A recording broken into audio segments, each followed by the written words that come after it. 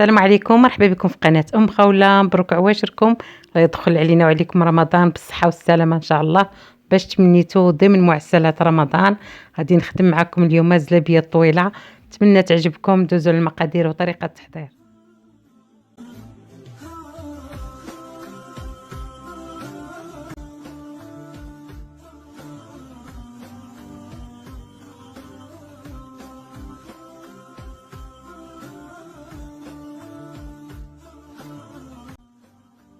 بسم الله على بركة الله. كناخذوا كاسرولة كنديروا فيها 2 كيسان تاع الماء، كنزيدوا عليهم نص معلقة تاع القرفة، كنزيدوا عليهم شويه ديال الملحه، كنزيدوا عليهم 4 كاس تاع الزيت. كنخلطوا العناصر ديالنا مزيان وكنديروهم فوق النار يغليو. بالنسبه للنواشف كناخذوا 2 كيسان تاع الدقيق فورس، كنزيدوا عليهم 4 المعالق كبار تاع السميده، كنخلطوهم مزيان. بعد ما غلى الماء اللي في الكاسرولة كنخليوه حتى كيغلي مزيان كما كتشوفوا.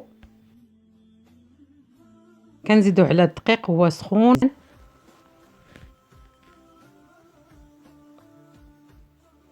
ما كنخدموش الايادي ديالنا لان راه سخون بزاف، حتى كيبرد شويه عاد كنخدموه باليد مزيان حتى كيندمجوا العناصر.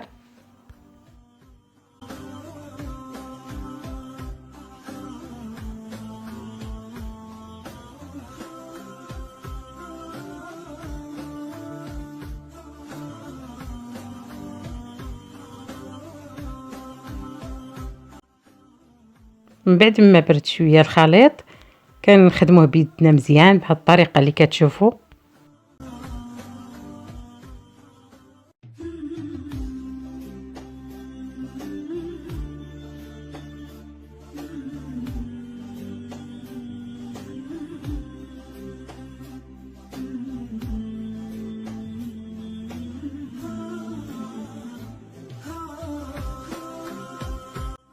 بوش كنخرجوه بهذه الطريقه على شكل اصابع.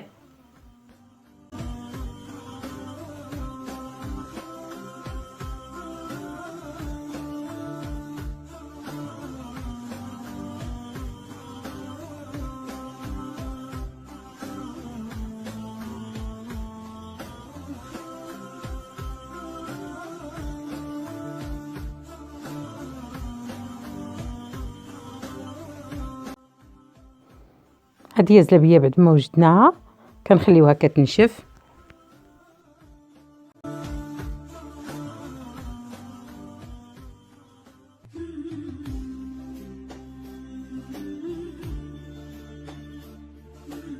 هذه هي الزلابيه بعد ما نشفات كتقدروا تهزوها. من بعد كنسخنوا مقله كنديروا فيها الزيت، كنقليو فيها الزلابيه وكنديروها في العسل.